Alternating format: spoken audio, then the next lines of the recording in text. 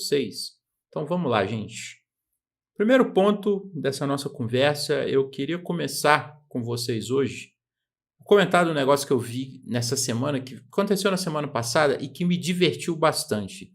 E aí eu queria gravar um vídeo, queria falar alguma coisa sobre isso, eu fiquei até na dúvida se eu trazia ou não esse tema para hoje, mas eu até achei que seria bom, porque além de render um bom debate, dá para a gente rir um pouquinho, já que essa semana está bem agitada, né, como vocês estão vendo.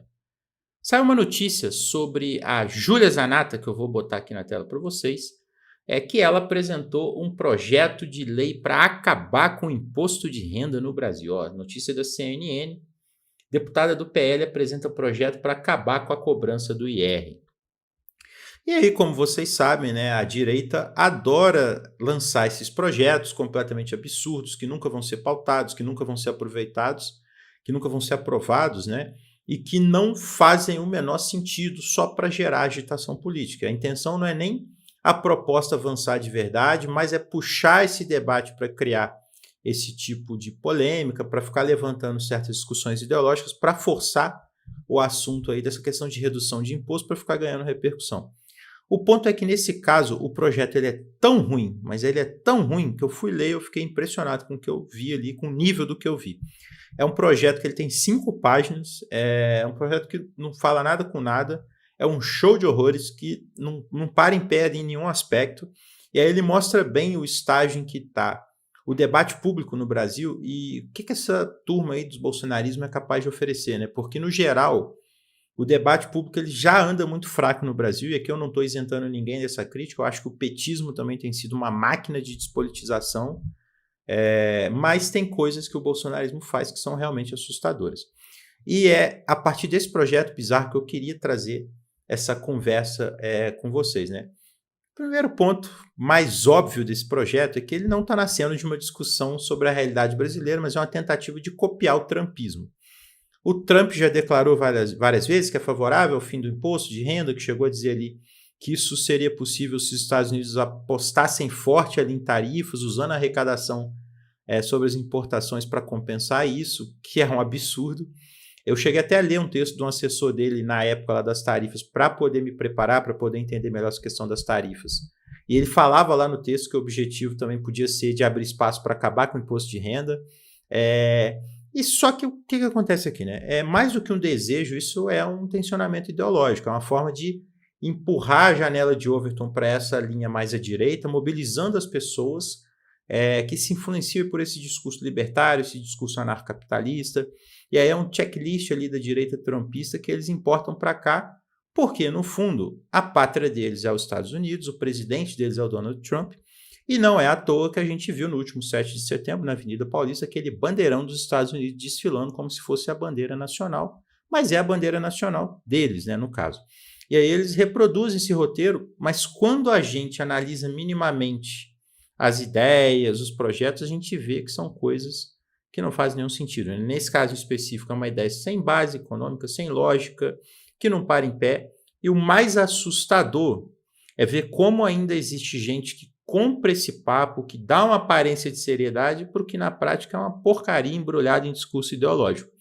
E aqui eu vou ler alguns trechos desse projeto que eu separei para vocês, e logo depois eu vou emendar uma reflexão rápida para mostrar como que isso tudo aí é uma bobagem, tá, gente? E aí é um negócio que não se sustenta, que não tem consistência nenhuma, e se a gente puder chamar desse raciocínio, né, a gente vê que é um absurdo, né? E aí o curioso é que eles defendem algo que eles não têm coragem de falar em voz alta, tá? Porque se a gente leva essa lógica até as últimas consequências do que eles defendem, o que eles estão realmente propondo é ou que o consumidor pague mais imposto, ou o fim de política social, o fim da saúde, o fim da educação pública, o fim dos serviços públicos. Eles só não falam isso abertamente. É que eu vou trazer para vocês alguns trechinhos do projeto. Primeiro, esse daqui é o conteúdo do projeto, é isso aqui, tá? 3 artigos. Fica extinta a tributação sobre a renda no Brasil, vedada a cobrança de qualquer imposto sobre a renda, incluindo o imposto de renda sobre pessoa física e o imposto de renda de pessoa jurídica. Artigo 2º, ficam revogadas a Lei 7.713, de 22, bem como todas as... ela está citando as leis aqui, né? Bem como todas as disposições legais e infralegais que regulamentam a cobrança do imposto de renda no Brasil. E aí falando que entra em vigor em 180 dias após a data da publicação. Eu não vou entrar em debate sobre se é constitucional ou não, a legalidade disso, porque eu nem tenho capacidade para fazer esse debate aqui, mas eu vou entrar em um outro debate. Aí ela tem lá, essa é a primeira página do projeto de lei, tem ali umas 4 páginas de justificação. E aí olha só as pérolas da justificação. Primeira coisa aqui, né? Aí ela está falando, eu vou até trocar aqui para poder aparecer menos na tela, para poder ler para vocês melhor. A existência e manutenção do imposto de renda também foi defendida por Karl Marx e Friedrich Engels, que em 1848 publicaram um manifesto comunista pregando abertamente o fim da propriedade privada e descrevendo 10 medidas necessárias para implantar o comunismo em um país, dentre elas a criação de um imposto de renda fortemente progressivo. Aí depois ela fala aqui também, apesar do montante vultoso arrecadado, esses valores não causam reflexo positivo na vida do cidadão. Tanto é que o Brasil ocupa as piores posições em diversos rankings mundiais. No ranking que analisa a liberdade econômica mundial, em 2025, o Brasil ocupa centésimas... eu nem sei dizer direito isso daqui. Centésima, 17ª, né, posição. Já no exame do Programa Internacional de Avaliação dos Estudantes, o PISA, realizado em junho de 2024, pela primeira vez, foi medida a capacidade criativa dos estudantes e o Brasil ficou entre os 15 piores países do mundo, ocupando a 44ª posição entre as 56 nações participantes. Outro dado bastante relevante é que o Brasil está em 9º lugar entre as maiores economias do mundo, PIB anual, entretanto não figura na lista dos maiores PIBs per capita, nem entre os países com maior IDH. E aí, aqui já é o do próximo ponto, né?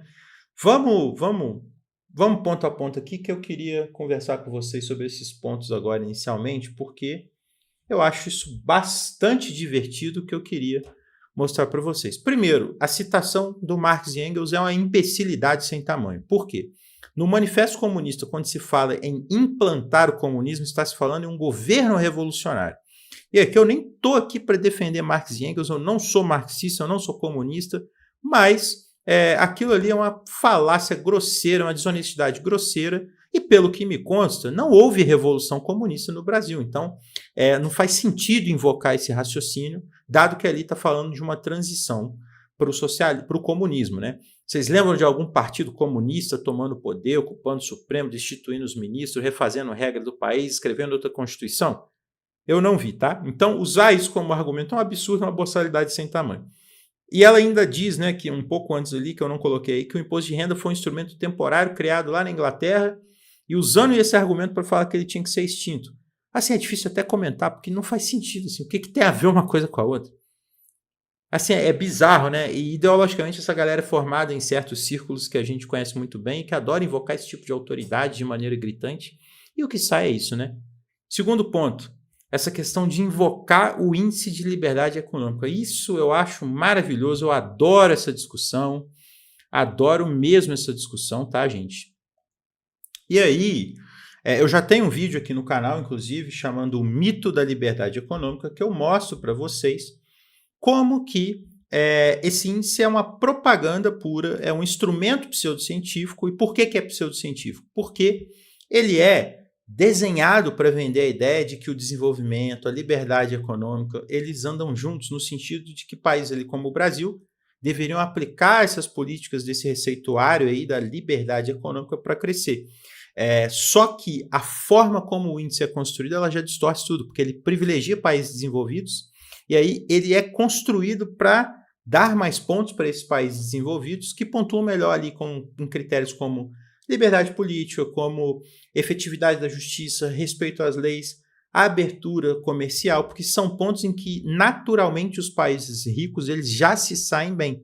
E aí com isso o índice cria uma narrativa para forçar a abertura econômica, a liberalização nos países pobres e é uma fantasia ideológica para justificar o neocolonialismo. Na prática, nunca foi isso que desenvolveu país nenhum no mundo, mas eles não podem falar abertamente, então eles usam esse verniz de ciência para dar peso para o discurso.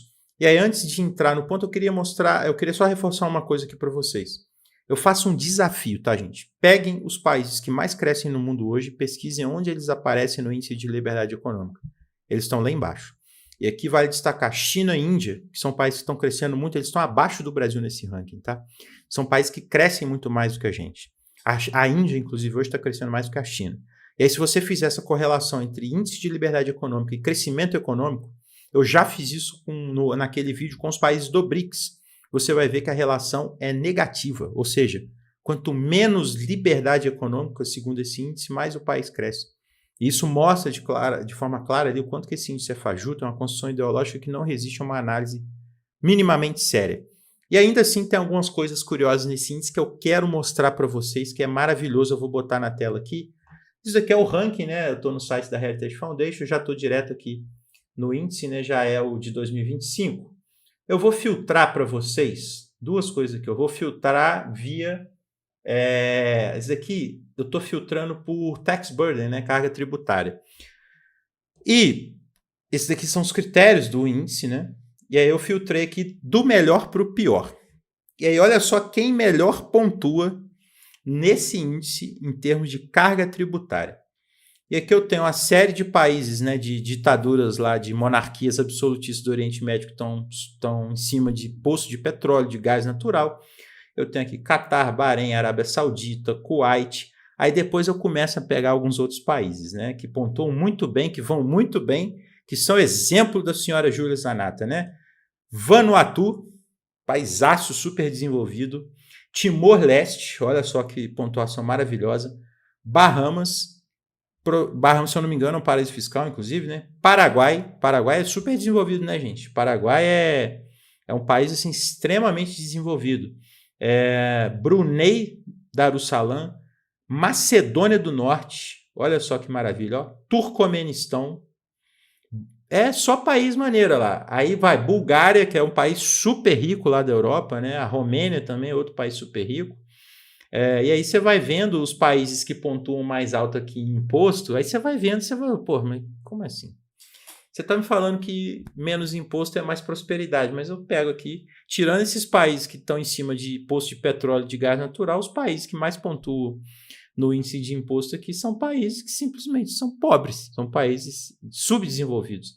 Aí eu vou inverter só para vocês entenderem. Os países que menos pontuam em carga tributária. Primeiro lugar, Coreia do Norte, tá? Olha que maravilha, Coreia do Norte. Mas aí vamos esquecer a Coreia do Norte por um momento, porque se eu não me engano a Coreia do Norte nem tem imposto. Eu nem vou entrar muito nessa questão aqui, porque eu não sei direito a realidade de lá. Aí vamos pegar os países que têm a menor pontuação no índice de liberdade econômica sobre imposto. Dinamarca, Áustria, Bélgica, Suécia. Aí tem Cuba aqui no meio. Holanda, França, Eslovênia, Itália, Espanha, Coreia do Sul. Vocês estão reparando uma coisa aqui? A grande maioria aqui tirando Cuba, eu estou falando dos países mais desenvolvidos do mundo, né? Vocês estão reparando a contradição aqui? Os países que menos pontuam, que estão lá embaixo quando eu filtro por imposto, são os países mais desenvolvidos. E aí eu pergunto, você prefere morar na Dinamarca ou você prefere morar no Timor-Leste? E aí já começa a quebrar o raciocínio dessa galera. Aí tem outra coisa que eu queria mostrar para vocês. Eu já mostrei esse mapinha aqui. Isso aqui está meio desatualizado porque é de 2022, mas isso daqui é o da carga tributária, né? Olha só, se eu filtro aqui as maiores cargas tributárias do mundo, estão acima de 45%. Ó, França e Dinamarca. São dois países desenvolvidos. Se eu pego aqui 40%, os países escandinavos ali, Itália, Alemanha, Holanda, Bélgica, Áustria. Se eu pego essa carga, reduzo um pouquinho aqui, mas ainda uma carga mais alta, Portugal, Espanha, Nova Zelândia, eu tenho aqui a Polônia, eu tenho a Islândia. Então, vocês estão percebendo? Esses países que são países que têm o maior IDH, que ela fala, né, que ela reclama do IDH, ela correlaciona essa necessidade de você reduzir, de você tirar o imposto de renda, para você correlacionar isso com o IDH ruim do Brasil. O IDH desses países desenvolvidos é justamente o IDH de países que cobram mais imposto. Se você pega o imposto de renda desses países, esses países têm um imposto de renda mais alto do que o do Brasil. E aqui, só para a gente fechar, para amarrar essa discussão, Qual que é o intuito desse projeto? Primeiro, básico, né, lacração barata. A deputada ela pega uma ideia que todo mundo sabe que não vai passar, que solta justamente agora, no momento que a gente está discutindo a isenção do imposto de renda para quem ganha até R$ 5.000, e aí olha só a malandragem. Hoje o debate é sobre isentar quem ganha até R$ 5.000 e dar um desconto para quem ganha ali entre 5 e 7 mil. Essa é uma medida muito boa. Eu já falei aqui que eu sou crítico do governo, mas eu elogiei essa decisão porque ela aumenta o consumo, ela dá fôlego para a classe média baixa, coloca mais dinheiro circulando na economia e é compensada pela taxação de quem é mais rico, que já paga pouco imposto no Brasil. E aí o que ela faz? Ela joga essa cortina de fumaça, esse discursinho barato aí de tem que acabar com o imposto de renda, e no fundo o que ela está defendendo é o seguinte, é o interesse do cara rico, muito provavelmente o cara que financia a campanha dela, o partido dela, o movimento político dela, toda essa disputa ideológica, e aí fica essa contradição gritante, né? Ela tenta posar como defensora do povo, mas ela na real está protegendo os interesses de quem tem dinheiro. E aí para piorar, ela cita essa questão, né, igual eu falei com vocês, do IDH. Se você pesquisar os países com maior IDH do mundo, todos eles têm tributação muito mais alta sobre a renda do que a brasileira, todos eles, tá? E é justamente por isso que eles financiam e eles têm uma sociedade mais igualitária, eles financiam um sistema de educação e de saúde muito melhores que o nosso, e eles lideram rankings como o PISA e têm políticas públicas de qualidade. E aí esse detalhe ela convenientemente esquece de falar. E aí é um misto de contradição, de demagogia, porque no fundo o que eles querem é uma volta ao século XIX. Um tempo em que o pobre não votava, em que não tinha serviço público, em que a saúde e a educação eram privilégios, em que a desigualdade e a concentração de renda era brutal. E aí o discurso deles representa isso, essa negação da ideia de que o poder público deve servir aí para reduzir a desigualdade. E é uma pena que esse papo ainda cative tantas pessoas no Brasil, né, que trata esse índice de liberdade econômica quase como uma bíblia, sem perceber que isso é um amontoado de falácia.